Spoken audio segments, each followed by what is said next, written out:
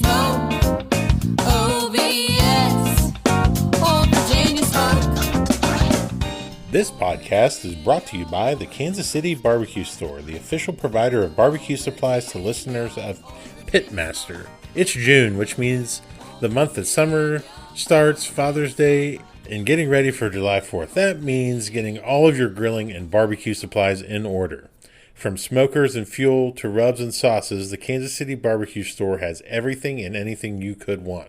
And get this, as a listener of the OVS Pitmaster podcast, you can get 10% off of your order this summer by using the code PITPOD, PITPOD, for online orders at www.thekansascitybarbecuestore.com. If they don't have it, you probably don't need it. So visit the kansascitybarbecuestore.com today for all of your barbecue needs. Well, my name is Luke Darnell, and I'm the Pitmaster for Old Virginia Smoke Barbecue, and this is Pitmaster, an Old Virginia Smoke podcast, and I can't tell you how excited I am today to have the Lady of Q, Sylvie Curry, on with me today. How are you, Sylvie? I'm doing great. Thank you very much. Well, it is an extreme honor to have you on here, and I've been a huge fan of yours for years, and I think we've met a couple of times throughout the years at different competitions, but I mean, since now that you're a big celebrity, you know, after being on television and everything, and you know, I'm really looking forward to the next time that we can spend some time together. Okay, me too. I'd love to. So I know I follow you on Facebook and all, so it's like I almost know you if I have never met you. I still know you. As my wife likes to say, I live my life pretty out loud and in front of everything, so I don't really have an off switch. You know, but one of the coolest things that I think that's happened in barbecue recently, and we'll get into all my standard questions soon enough, but I've been reading Adrian Miller's Black Smoke, African Americans in the United States of Barbecue. And Right. and you're in there, and I just think that this book is so important.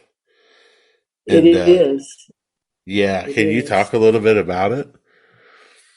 I'm not well. One of the things I think that's very important is that people understand that there's a lot of history in barbecue, open fire cooking, and it didn't just start with pitmasters. It started a long time ago with, well, we need to go back to the times of cavemen, build open fires, and progress from there. It's not something that's just here in the United States. It's all over. And the contribution of a lot of the Afro-Americans, Black pitmasters has been significant, and I think, underrated. And I think that book brings out what those contributions were and how they played into this whole progression of open fire cooking. Absolutely. And you know, when you get into, there's a couple of history books that a gentleman has written here in Virginia that really dives into, you know, I want to say it was around the 1700s, and learning a lot of that open fire cooking here from Native Americans and Right. from, you know, Africans that were brought here via the slave trade, and learning, you know, just these different styles of cooking. And that's a lot of where barbecue came from. And it's, you know, diving into that history, I think, is super Exactly. important. Well, even some of the meats were brought from Africa here. A lot of another thing that was on Netflix called I think it's called On the Hog, and they were showing the contributions of things like, what is it, Carolina yellow rice Yes. Yeah. and things like, how that was brought here from Africa, and how now there's a big surge in people using it now because of that show and we just become more familiar with it. Yeah, and that's, and it just gets into, what a universal world language food is. And, a lot of people talk about fusion cooking and things like that. And, it's really just when you start thinking about ingredients and how they've kind of melded from different cultures throughout the world, I think it's the universal language. And I've really spent a lot of time trying to learn about different cultures, foods, and how they can marry with things that we have and things that we don't have, and really come up with some different flavors. So, It's really amazing. After I did the American Barbecue Showdown, a number of people were amazed that I could use a lot of Asian flavors, like with mirin and yuzu and things like that. It's like, well, how do you know about that? And it's like, well, I read and I watch YouTube. But and I think more people are looking at all those different flavors and putting them together with their usual foods. And you're thinking about it with this morning. Well, yesterday I cooked some dove breast and I used Asian flavors to marinate it. It came out great. And who would have thought? right, dove breast. Wow. Well, in doing my research for this interview, I came across your oxtail recipe online, and that's something that I hadn't had until recently, and I had it of all places, a food truck at this putt putt course in Virginia, and and I was blown away by it. But I immediately was like, I think I can make this and maybe make it even a little better. So I'm very excited. And then this weekend I got to cook next to Chef Rel, who has a Jamaican pop up restaurant here in DC, in the DC area. And he was doing his first KCBS contest, so we spent a lot of time together. And I think we're actually going to cook together. And I brought up oxtail, and he's like, "Come on, man, let's bring it." I was like, "Okay." Let's do it. Absolutely, absolutely. Well, And yeah, I mean, I say I like this. Yeah. we could just talk about food all night. That'd be fine. Yeah, and it's like we want to know, like, well, do you have a restaurant? Do you cater? It's like, no, I just cook to cook. If I cooked in a restaurant or a cater, that would be work. But just cooking is like it's just I enjoy it, and I like cooking for people. But I don't Yeah, want to have to. don't want to have to cook. Yeah, I'm in that situation now where I have to cook, but I still love it. It hasn't Yeah. it hasn't got me yet, but so far I'm still there. Alrighty, well, let's get into. You mentioned the American Barbecue Showdown, and one of the things that really struck me on there was the quiet confidence that you had about yourself.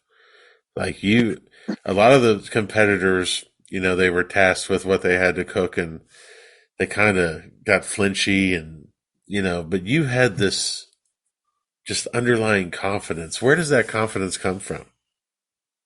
I it didn't come to. I didn't think about it until one of the producers said, you look so calm. I said, but inside I'm churning, so it's not necessary that I'm sort of like going at it. But what helps is that I'm just very familiar with a lot of different things to cook. And it's like I just felt like I was in my element and you just work from that. I mean, there were some things that sort of like, the raccoon, that got me. Um, and because it wasn't something, it didn't look like I would think something like that would look, and it's like, oh my God. And I just had to tell myself, it's meat, it's just meat, just cook it. Right.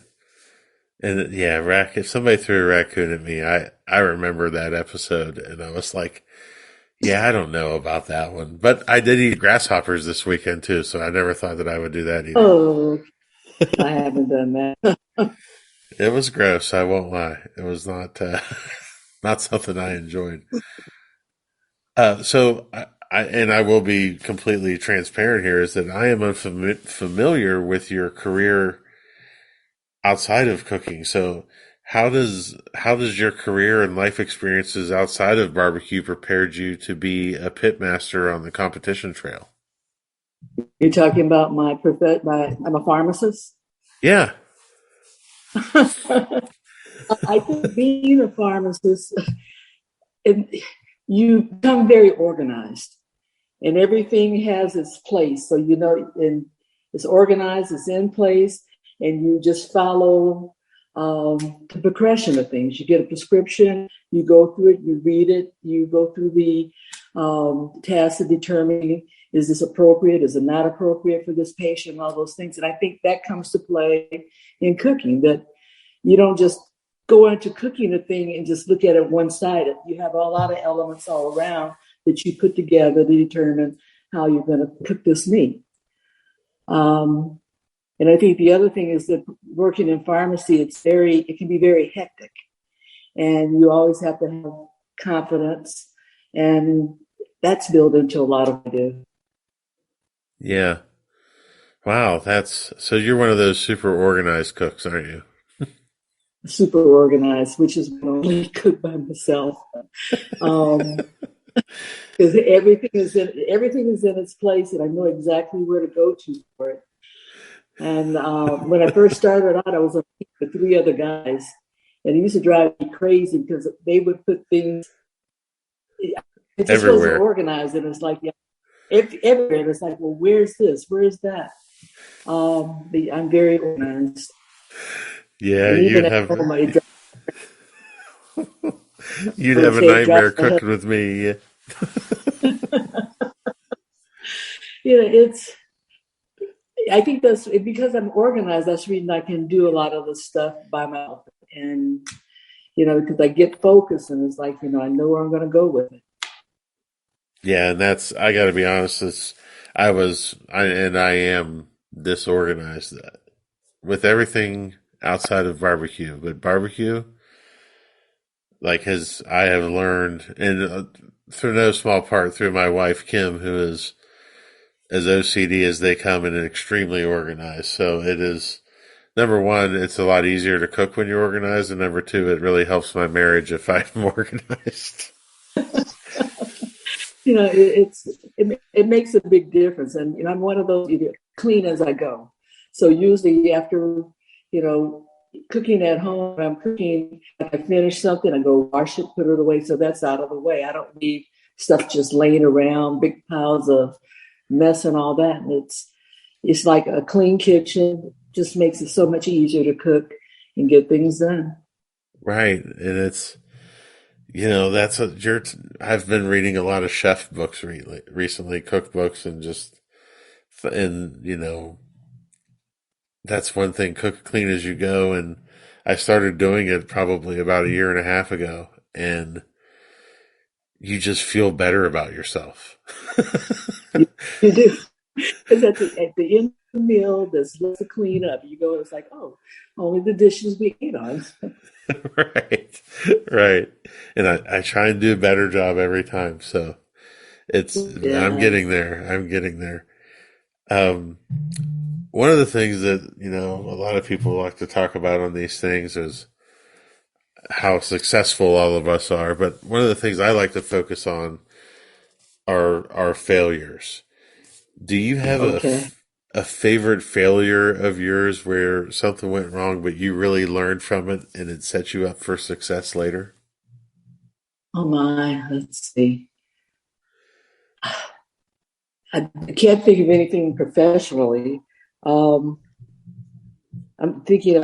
I just remember what comes to mind is I did the World Food Championship Lady Pitmasters cook in 2018, I think it was, and they had Yeah. another judging way of judging. I got the eats category EATS, and I Yeah. wasn't familiar, and so we had to cook using that criteria.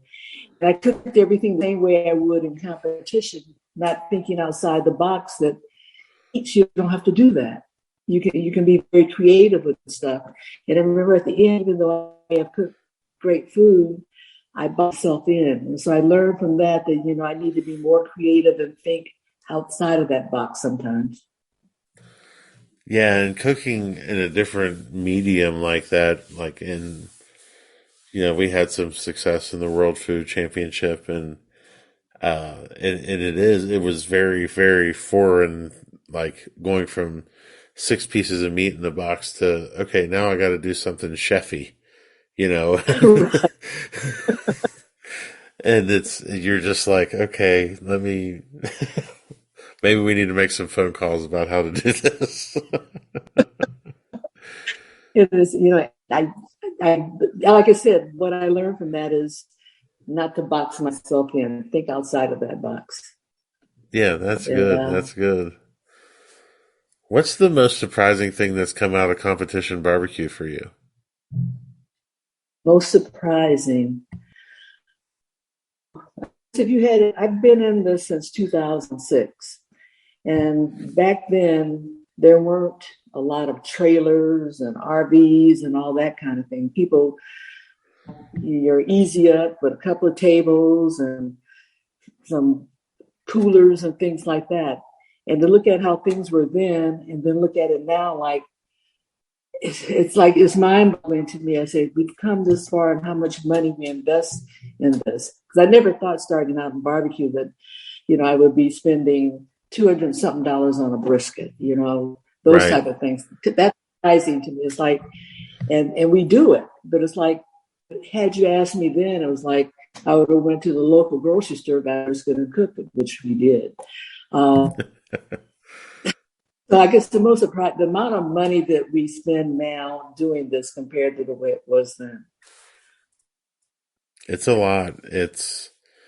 We were talking earlier, and I mentioned that we cooked Washington D.C. this weekend, and it's the closest contest to my house, and it's by far the most expensive one that we do every year. And I mean, just from the entry fee, and then you pretty much have to stay in a hotel, and then you add your meat costs onto that, and it gets up there pretty quickly. But It gets up there, yes. but I tell people all the time, this is a sickness. It's a great sickness. It, and it's amazing. I bought this is my last competition a couple of weeks ago, and I don't have another one coming up till August. And it's like you almost go into withdrawal. It's like, I need to be prepping something. You can't just be not doing something related to barbecue. Right. Like What's it's the what's the most contest you've ever done in a year? probably maybe 14, 15.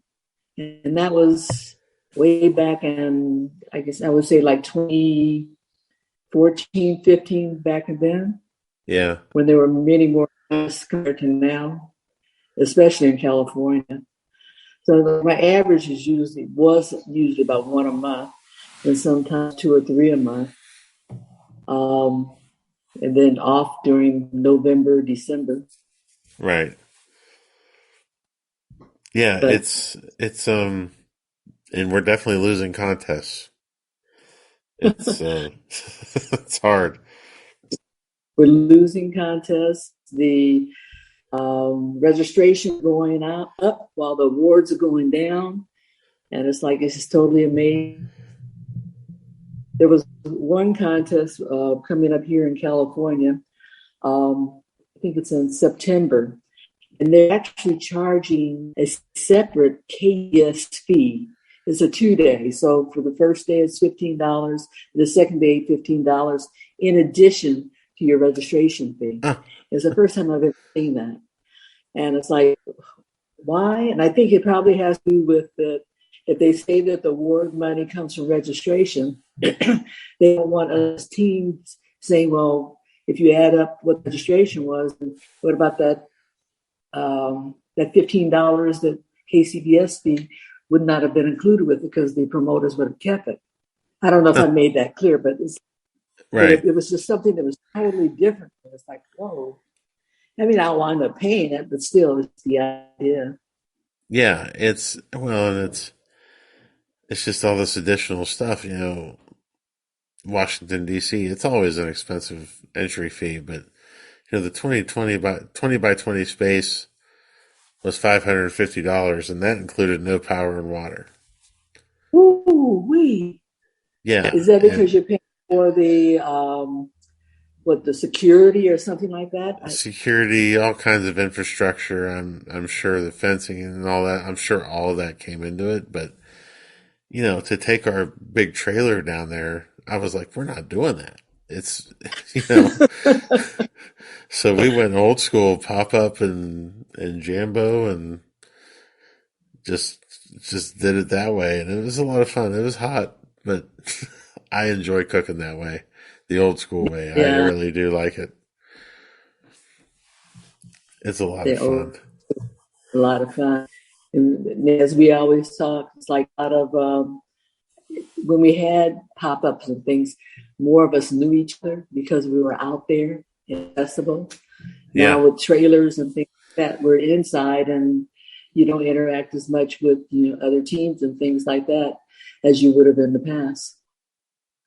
yeah, and I mean, I think there's a key there in terms of maybe bringing this back a little bit in terms of and it's fun for people if they can go and they can actually watch what you're doing. Right. And trying to convince public to come stare at a bunch of barbecue trailers. That's pretty hard to do. It is. Like, wow, I can't see that guy doing anything. This weekend, I'm there at a table and we're boxing chicken and there's people on the other side of the fence that are just walking around Washington DC looking at us like, what are these people doing? At least they could see it. Whereas, like Yeah, you said, in the trailer, they don't see anything but the styrofoam box coming out and being walked someplace. exactly. This podcast is brought to you by BarbecueData.com. BarbecueData.com is your one-stop shop for all of your barbecue competition data. Historical data, calls, wins, placements, everything under one roof. It's a great way not only to track yourself in the standings, but also to track how you improve your scores from year to year. Listeners of this podcast can receive 20% off of a new subscription to BarbecueData.com with the code PITPOD. That's one word, all capital letters, PITPOD, PITPOD. So check your team scores, check on others, and do it all on barbecuedata.com. Let's switch gears here a little bit into gear and stuff. I think that that's one of the biggest draws to barbecue, and I know that I'm very guilty of it because if I see a new smoker, I'm like, oh yeah, I should probably get one of those. What what's one of the best or most worthwhile investments that you've made in competition barbecue? Oh my, what did I? I temperature controllers. Yeah, Even though so against the idea of being able to manage a fire and all that, but that was one of the best things that I purchased. And I was way back in the days when there was a brand called Stoker mm-hmm. and got one of those. And it's like, wow, this is fantastic. I can just set it and everything is going to be the temp that I need it to be. Um, what other things? I mean, there's other little gadgets and things that you buy along the way, but I think that's one of the most significant ones. Yeah, well then Um, you just led me right into my next question. oh, What's a purchase of $100 or less that's most positively impacted your competition barbecue life? I love this question because this is something that the people that can listen to can just go and do and try it out. And I can't tell you how many of these things that I've bought. We're like up around 80 episodes right now, and I keep getting all this stuff. $100 or less. What the first thing that popped in my head were disposable cutting boards, but that was like, you know, that just seems so common now. Yeah, Um, wow, less than $100. Injectors. I have a basic little $10, $12 injector, not one fancy skipjacks and that. But Yeah, it's one of my favorite instructors because I have more control with it, hand wise. that's important Just very much. yeah. Yeah, that's now I got because I constantly fight with injectors, so I'm always on the lookout for something new. And it's like I look at it. You pay $10 for injector; it's almost disposable. So that you can buy multiple ones and throw it away and get more needles and stuff like that versus the expensive ones. Where when they stop working, they like really stop working. They stop working. And we had a brand new one this weekend, and it just fought me the whole time. I mean, And it makes a difference the way that your rhythm, because when you're injecting, you're like me. I have a rhythm that I go through, and I can feel that rhythm as my hands are moving over that meat. And you get something that fights with you, and it's like, Urgh. right, and then you become distracted, and I know exactly what you're talking about. Yeah. So you mentioned the stoker and temperature controllers. Do you use a lot of technology when you're cooking, stuff like that? I think the only technology I use major tech are the temperature controllers. I don't have. I have a drum smoker. I use any temperature controller, and then I just do the vents. Hmm. And then I have two what do you call them, backwood smokers, Oh and I yeah. use temperature controllers on that. But that's about it. No other fancy equipment that I'm thinking is going to make life easier. I didn't know you And were a even backwoods cooker. yeah, that's two. I have two on my trailer, and I've had them since I got this trailer in 2013. Wow. That was my we used those for years before I switched over to the Jambo. And And I, got used to it. And my husband always says, "Well, don't you want something else?" And it's like, "Well, still works." it still works. So Just one brisket a couple of weeks ago still works. still works. Boy, once Oh, I put the 180 brisket on it, yep. That's all that that was a couple matters, of and weeks that's ago. what I tell people that all the time. They're like, "Well, what?" They're like, "I should switch to that cooker." I'm like, "Can you cook on what you got now? Like, and are you comfortable with, do you have something you're comfortable doing?" That's what it really comes down to is, and I tell people all the time, the number one thing you can do is know your cooker. Whatever it is, doesn't matter what it is. You just have to know it, and it has to know you, and that makes all the difference. It makes all the difference. I can tell when, you know, um, like for my husband, he's like my pit bitch. So at the end of a competition, he that cleans out the ash and all that kind of stuff. And it's like, the certain way that I want him to do it. And it's like, well, it's getting clean. I said, yeah, but it matters. And but yet, still, that's just the way I work. It's like it has to be put back this way. All the grades have to be put in a certain way and all that. But it's like that's the way I know how it works. Right. That's awesome. It's also awesome that in 80 episodes of this podcast, I think you're the first person to say pit bitch. He came up with the term, he even has on his shirts and stuff, I'm the pit bitch. Yeah. Oh, that's great. I get called that all the time. So let's one of the things I like to talk about too is like because we all have people that help us in barbecue and people who have been there for us. When you hear the word successful in terms of barbecue, who's the first person that comes to mind? Successful. After you're in a lab, it's Franklin, it's marvelous. Yeah. Oh, And that's because we have a history going way back as far as when he started a barbecue and when I started a barbecue. And it's just along the way using his rubs and things like that and how far he's come with that.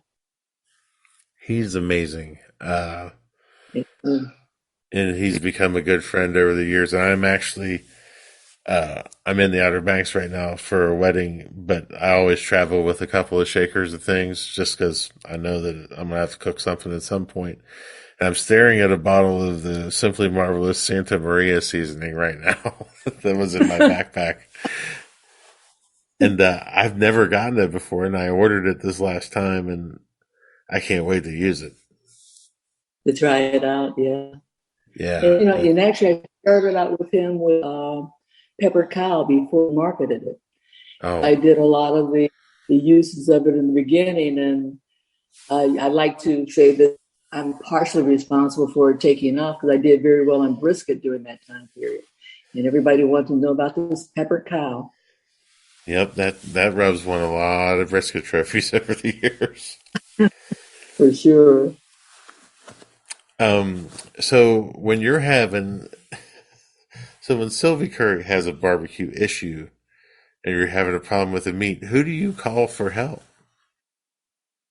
And I'm having a problem with the meat. Um, Probably going to be him. Yeah. Yeah, probably because there's some people you can't call because they won't give you an answer even though you talk to them. But I know that if I talk to him, he'll give me an answer. Ain't that the truth? Or the answer is not accurate. That's not accurate. You can guess who that person is. Oh boy. So, all right. But I have a favorite question coming. okay. Are you superstitious at all? I am. And I wear the same shoes to competition. Mm-hmm. And they're almost worn out now, so I don't know what I'm going to do. And I have a pink pig that I always have to have out. How long have you And had the so my shoes? these shoes probably at least, I've lost 2 years of pandemic. So I'm going to say at least 4 or 5 years for this pair. Wow. Wow. And I say I go at each competition with Skechers, Uh-huh. and at each competition, wash them and they're ready to go again. Did you wear those on the TV show? No, they wouldn't let me. Oh, they they had specific dress requirements, and they told you what you had to wear. And we actually had wardrobe, and so everything was in wardrobe. We had to go there and pick it up. oh wow. That's awesome. It's funny. We just had our first filming experience for the new Michael Simon show coming out. And Okay. yeah, I'm pretty excited about it. But yeah, there was a lot of rules about what you could and couldn't wear. It's amazing. I mean, from bandana to, you know, everything had to be exactly the same every day on that show. And before we left the hotel, they would check to make sure we had every item. You had the same earrings. You didn't have an extra ring on your finger. You had the same watch, everything. Wow. Now I'm gonna have to go back and watch that again. Just that's crazy. You But see, we have the same thing on every day.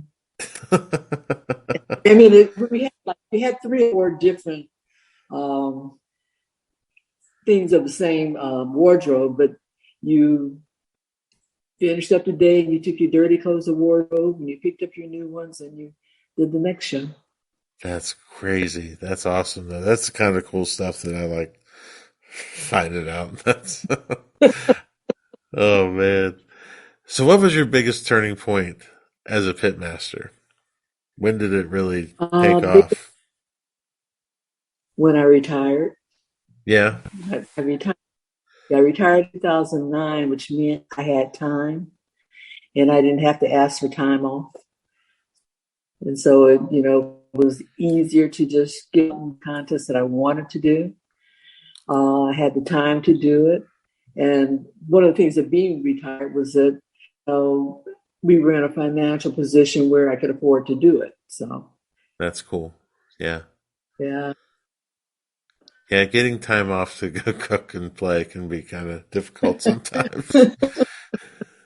it used to. I mean, it was very frustrating because a lot of times for a Friday Saturday contest, you want to get out there in the morning, but you couldn't leave until you got off of work. And it's like, that was very demanding on me. Yeah. Luckily, that was during the time I was with the team, so I didn't have 100% of the cooking to do, but it was still just frustrating. Yeah. And yeah, now I work for myself, so I kind of, that puts it in better perspective for me in terms of, sometimes you got to work, sometimes you can go play around. So Right. it works out. Do you listen to music when you cook? I do. And you're going to laugh. I have a specific type of music I listen to. I like doo-wop from the 50s, 60s. Yeah. And so that's, I have 4 or 5 different playlists that I just go through their competitions. And, my husband knows when that music comes on, my focus starts. And it just me in the right place.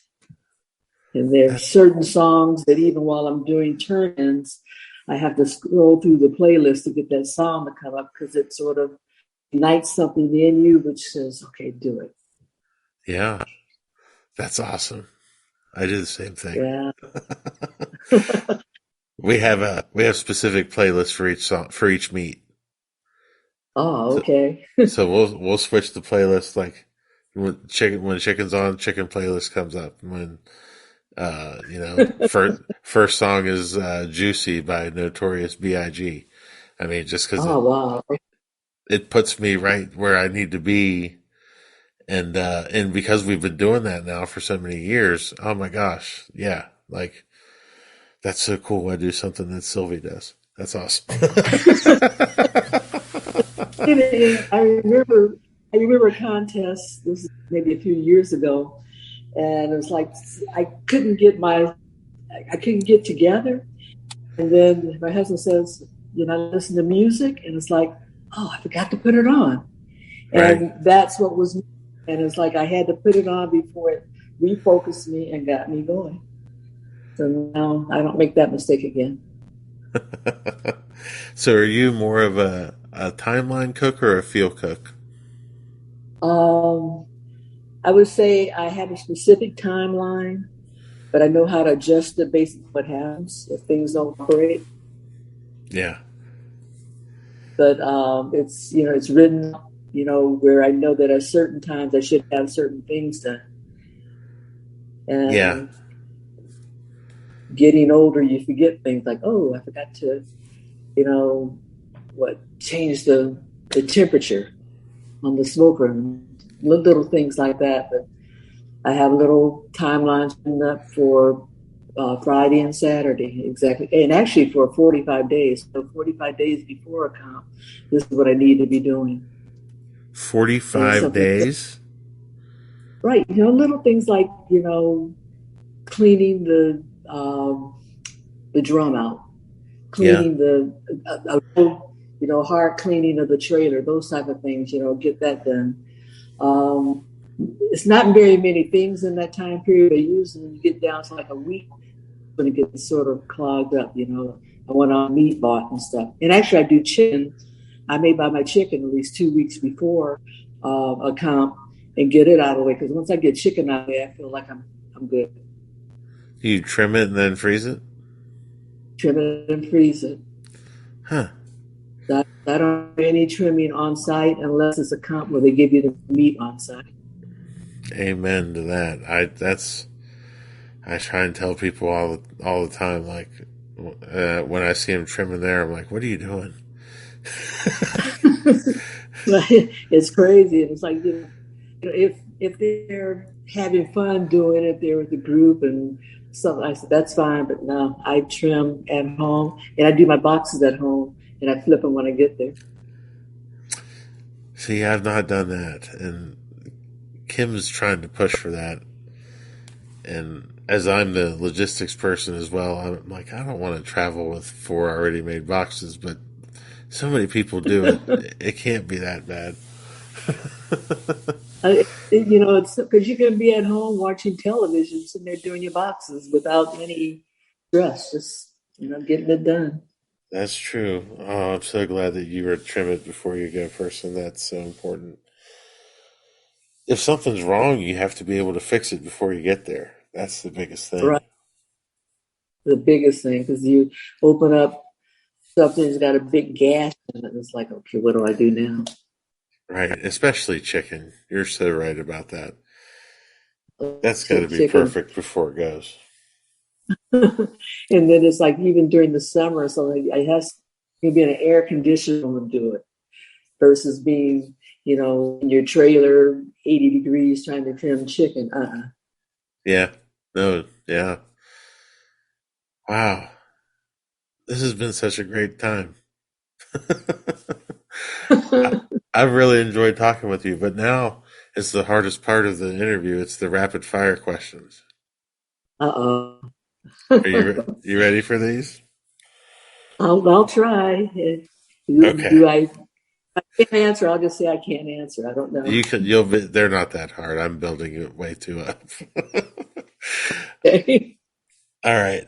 What do you see about barbecue on social media that upsets or bothers you?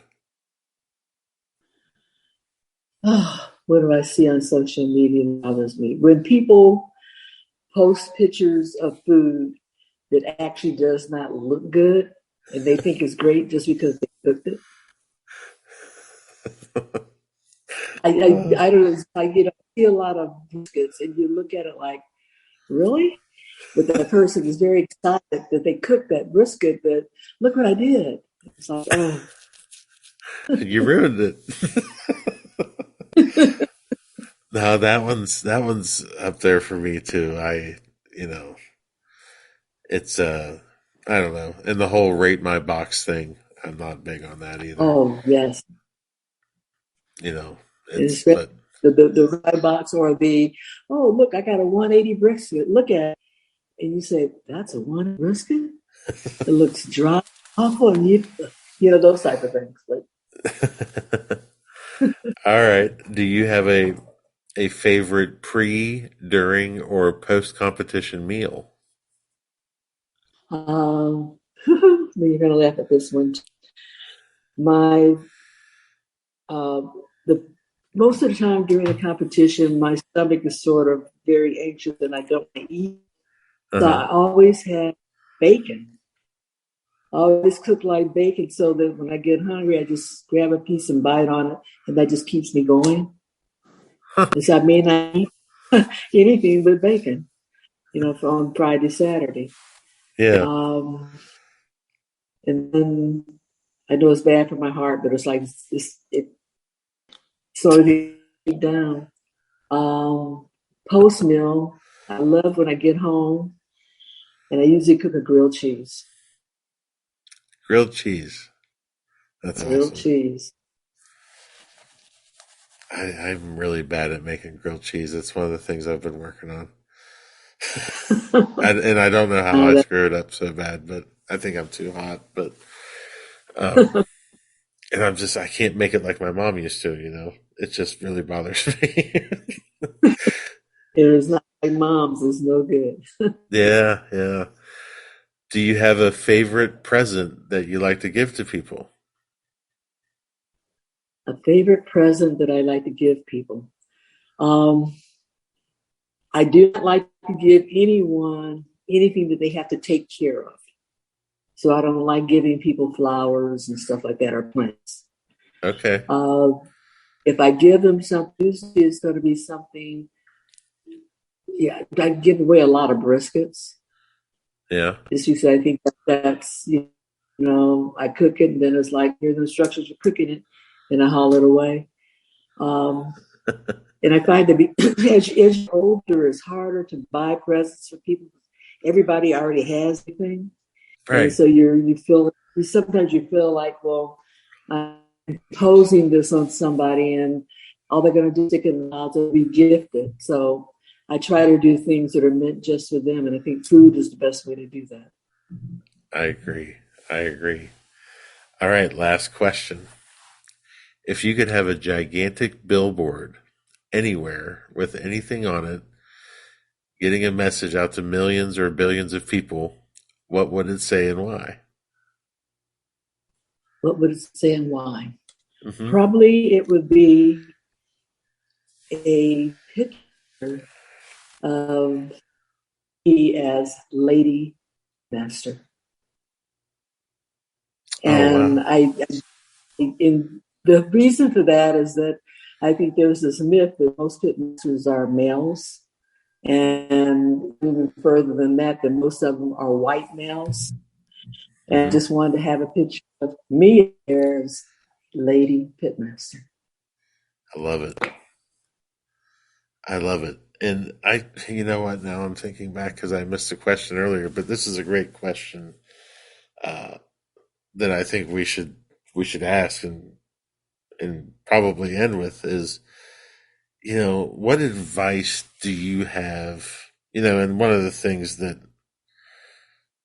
I think is important is getting young people into doing what we do, but especially young women and people of color. We need some diversity in what we do. And what's some advice that you would give to somebody that has passion for this that's just starting out? One of the biggest things I would say is always remain humble. No matter, get in there and do it. That's the only thing, just do it. Don't say, I can't do this, I can't do that. Just do it. And if you become successful, stay humble. Yep. And by that, there's so many young masters out there, male, female, and all, who, do well, and all of a sudden they become cocky. And it's Yeah. like, no, it goes up and down. So, but do your best and stay humble. That also could be on the billboard, Miss Sylvie. Stay humble. It could. It Oh my could. gosh. Well, I have to tell you how much I enjoyed this interview, and I know that our listeners are going to enjoy this. Where can people find you online? Online, I'm on Instagram, Sylvie1950, and I also have a YouTube channel. Excellent. And my YouTube channel is Lady of Q. Very, very cool. Are there any partners or sponsors you'd like to highlight here as we wrap up? I say thank you very much to Snake River Farms. All of my success in brisket's been with them. I've already mentioned Simply Marvelous. Can I mention Royal Oak? Just Absolutely. because Royal Oak for my charcoal, and those are the predominant ones. Very cool. Oh, I Very forgot cool. one, the most important one, Love Hubby. What is it? I always put Love My Hubby, LUVMY Hubby, and it's no person. It's just my way of saying thanking my husband for helping me Oh, and for letting me, for assisting me in doing this. that's fantastic. And I was reading earlier that you guys do this together, and I gotta, me and my wife do this together, and it's how we spend time together now. And she's every bit of a pit master that I am, and Uh-huh. she can definitely do it on her own, and she cooks our chicken, and I wouldn't want to do it with anybody else, and I'm sure you feel the same way. The same way. Now he doesn't do any cooking. I don't allow him to cook, and I say that I do not allow him to cook. Um, but all the weightlifting, cleanup, and all that's him, and finance And pit bitch. and Fitbit. That might be the title of the episode. That's funny. All He right, Miss won't Silver. mind. No, he won't. Well, I just want to thank you again for being on. I really appreciate it. Oh, thanks for inviting me. Absolutely. And are you going to be at the Royal this year? No, I'm not going to go. I did the Royal once, once, and I said, "Oh, that's enough for me. No more." Well, then I'm just going to have to find my way to California, or you're going to have to find your way out here, and we'll Well, have to I get do together. the North Carolina conference, so that's the closest I get to you. And we've never done And Jiggy with the Piggy. We've never been there. never been there, so That's it's the one that we've in North Carolina that we've not done. And so, you know what? I'm going to make it a point to put it on my schedule. okay, because they've already sent out, confirmation they're going to begin next year, and I think it's always in May. Yeah. But I think this next year may be around Mother's Day somewhere. Okay. Well, I will make it a point to be there then. And I look forward to meeting you there. Okie dokie. Have a good evening. You too. Thank you. Bye bye. Thank you for listening to Pitmaster, an Old Virginia Smoke podcast. Be sure to subscribe and like the podcast, rate the podcast, and to share it out with your friends. Also be sure to check out the Old Virginia Smoke TikTok as well. Old Virginia Smoke, one word. That's all you have to search for. It's hilarious. Tune in next week for another great episode of Pitmaster. For companies interested in advertising, please contact Old Virginia Smoke directly via www.oldvirginiasmoke.com. Pitmaster, an Old Virginia Smoke podcast, is edited by Chris Sedanka. Pitmaster, an Old Virginia Smoke podcast, is a property of Old Virginia Smoke LLC. All rights reserved. Copyright 2022.